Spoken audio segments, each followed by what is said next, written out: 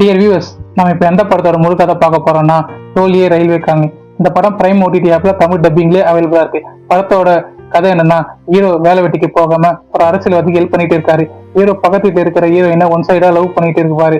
ஒரு நாள் ஹீரோயின் வீட்டுக்கு ஹீரோ எதிர்பாராம போக அந்த ஹீரோயினோட அம்மா இறந்து கிடக்குறாங்க. இதை பார்த்த ஹீரோ ரொம்ப அதிர்ச்சி அடைகிறாரு.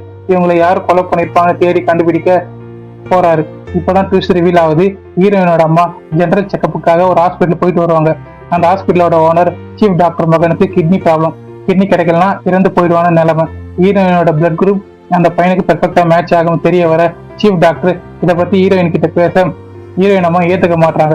சீஃப் டாக்டர் பையன் இறந்து போறான்.